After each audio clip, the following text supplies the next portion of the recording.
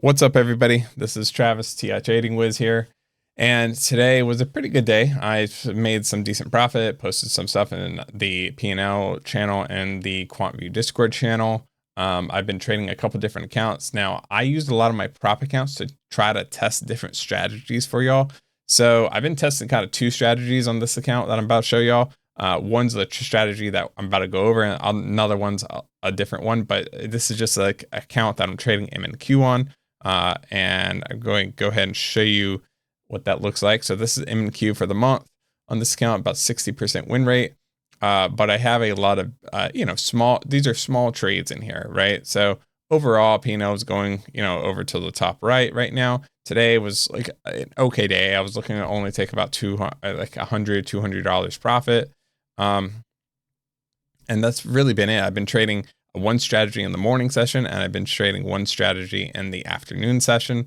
There are some outlier trades in there, that potentially might not have been me following the strategy or tweaking things on the strategy. But the overall idea is that this is me kind of just coming up with a trading strategy, sticking to the rules, and, pretty much driving up an account. And, hopefully in the next month or so, I'll be taking a payout out of this account as well. So let's just go ahead and jump into the Tradingview chart. Now, the concepts are really simple.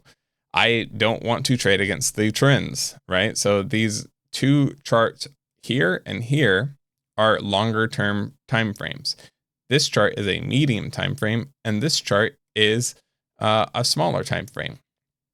I'm looking to take entries and scalps on the smaller time frame only in the direction that the medium time frame is trending. And this median time frame, in order for me to take a trade, has to match at least one of these trends here, right? So because we're green here, and we're red here, means I'm not taking any trades because I don't have any confluence that we are trending in a direction. So we could be looking at bat chop day, consolidation. I'm sitting on my hands right now. So that's why I'm making this video, because, it's kind of a perfect time to. So in the morning session, right, what I'm looking for is, do we have confluences here, right? So we're green. We've been green all morning on both these charts here. So that tells me that I'm only looking for longs on my medium time frame. So if we zoom into my medium time frame here, about 9:32, we flip over. Let's see, 9:32. 9:32, we flip over green.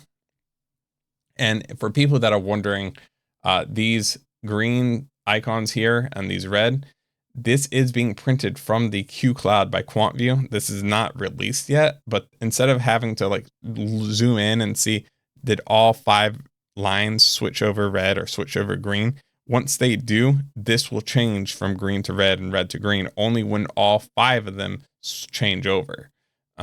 And so you can see all 5 of them have changed over. So now this is red.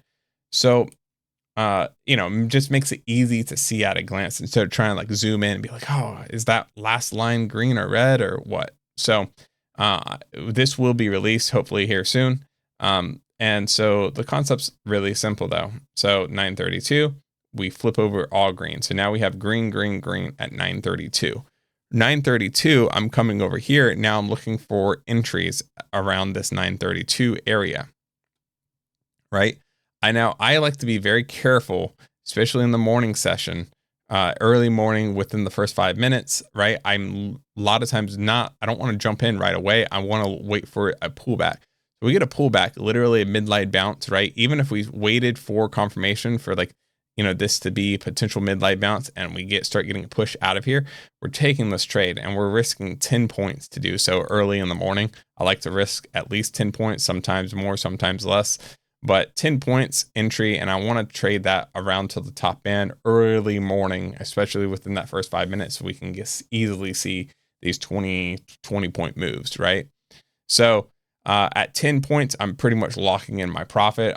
I'm bringing my stop to break even. At 20 points, I'm really looking into ending the trade. Once we see it either hit the top band or basically flip downwards, that's it. I'm cutting the trade. Have a nice almost 3-to-1, but really a 2-to-1 there.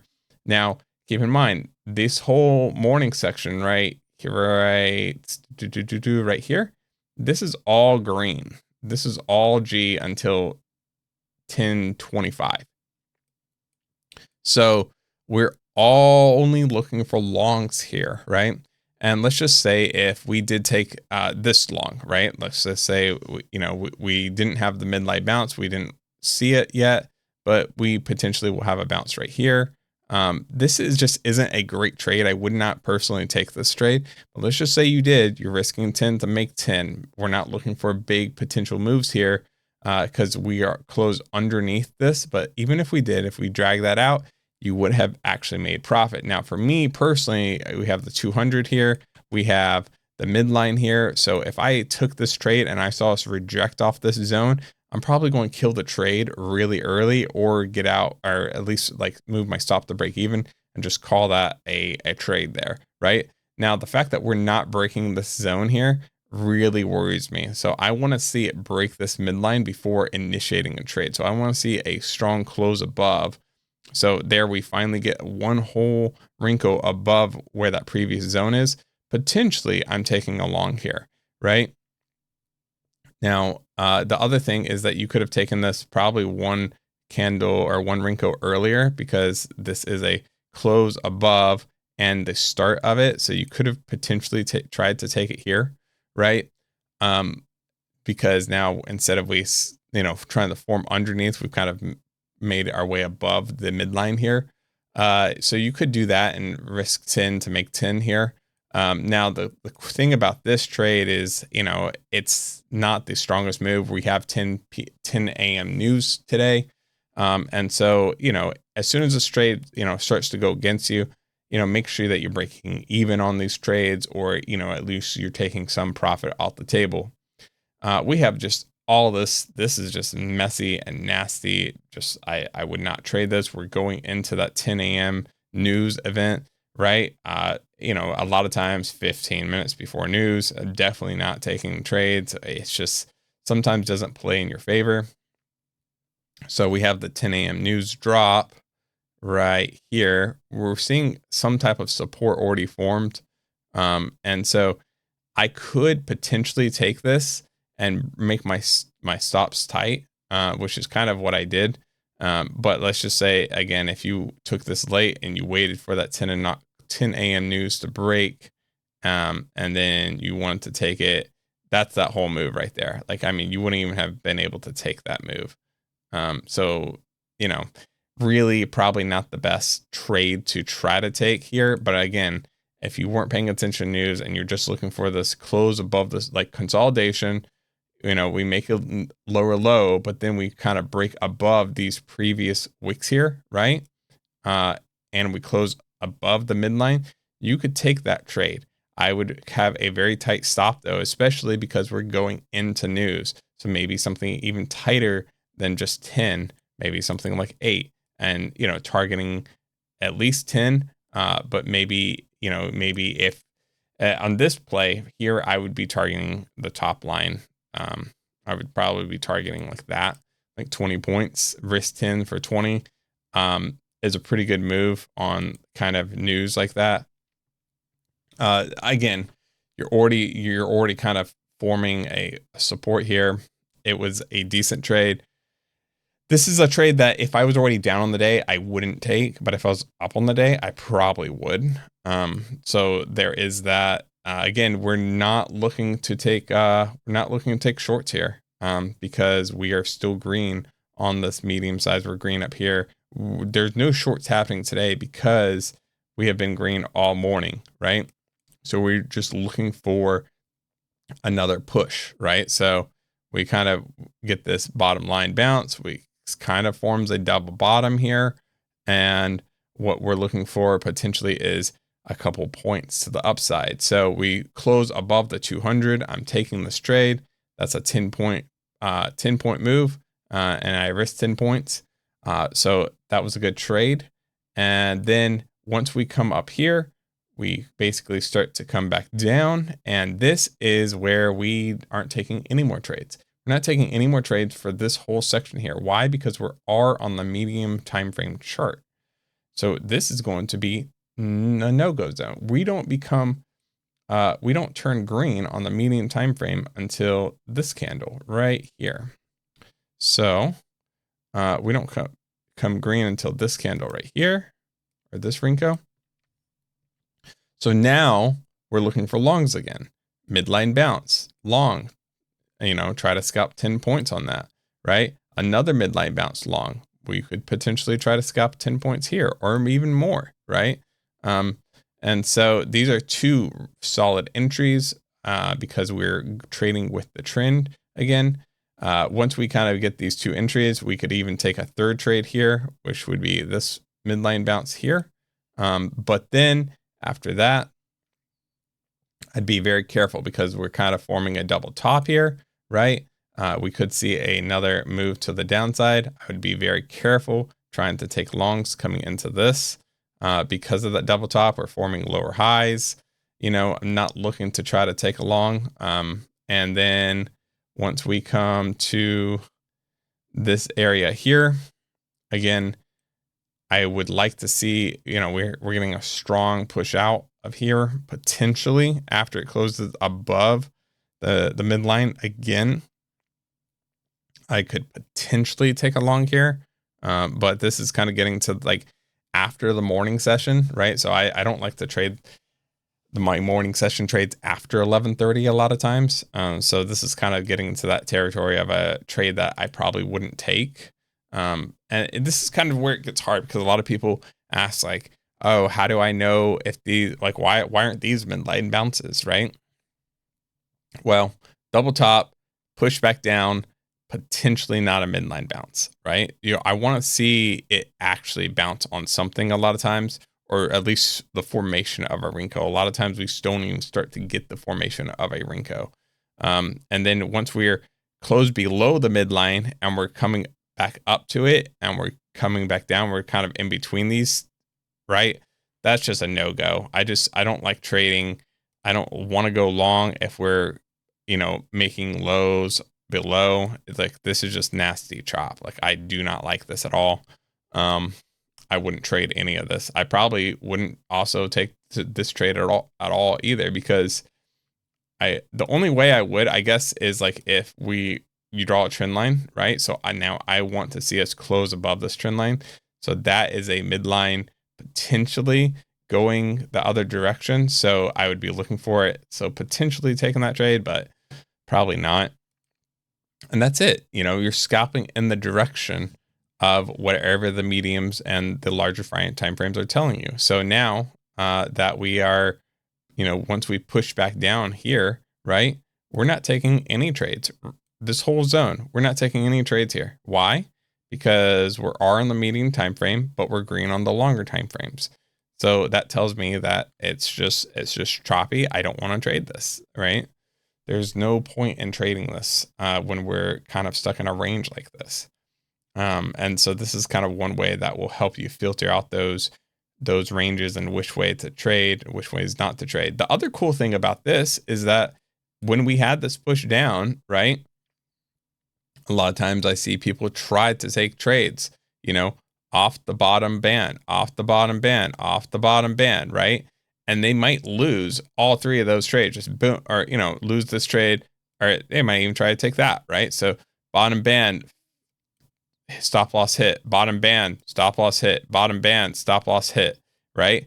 3 in a row. So by doing this, if you were paying attention to the larger trends here, you wouldn't have taken any of these, right? So you won't take any of those trades. And so this is why I think this is important. Basically filters out, this whole zone from here to pretty much here. This whole zone here is a no trade zone. And again, I'm playing around with different time frames, different trend settings to try to dial this in a little bit more before I share the settings with everybody else. But this is the overall idea. This is also works, really well on, normal candles. So if we go up here and let's just say I change the normal candles up here to, let's just do like 4 hour, and then let's do like 1 hour here. And then I don't know, 1 hour, and we got to change these to candlesticks. So 4 hour, 1 hour, you can still see both on both those were green. On this chart down here, let's just say I wanted to change this to probably a 2 to 3 minute. Let's just say, yeah, let's say 5 minutes. So 5 minute on this chart down here, and then let's just say if I wanted to scalp on a 2 minute chart, kind of the same concepts apply, like the same overall things. All morning here, you know, this whole morning we're still green. We haven't quite flipped yet. On the hour, you know, on the 4 hour, we're still green today, right? And then here, you know, at 9, let's see, 9:30. Let's see when we close that green candle or the green trend. 9:35, 9:30, 9:30, 9:25 maybe. It might not have done it. See, I guess that's one of the problems with using it on time frames like this, is that, you know, you might not get all green trend, you know, until the close of this 5 minute candle. But the same concepts apply still. I would suggest using Rinkos, at least for the bottom, the medium one. If we go out to like a 1 minute, let's go out to 3 minute on this, 3 minute on this, and a 1 minute on this. 3 minute, and then a 1 minute here. So there we go. That looks better. That actually looks pretty decent. So now we have this 3:30 at 9:33. We have this nice, you know, cloud up. We're not going to be looking to trade against this. It would keep you out of the same moves. It'd still keep you scalping the correct directions a lot of times. You know, I prefer to do it with Rinkos right now. And again, still dialing in settings, but I hope that kind of shows people an idea of how to stay out of chop, because I know I get that question a lot. Like, how do you stay out of chop, right?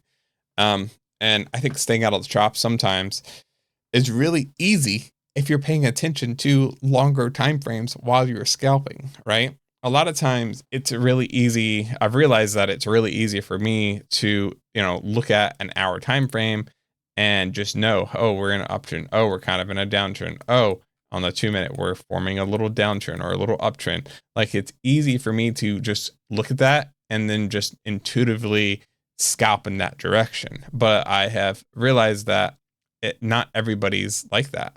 Not everybody can, you know, intuitively scalp in the direction of the trend. And so I'm hoping by kind of creating these rules that this will help people only be scalping in the direction of whatever the trend is. Anyways, that's it for this video. Make sure you guys like, subscribe to the channel if you guys haven't already. I'll see you guys in the next video. Peace.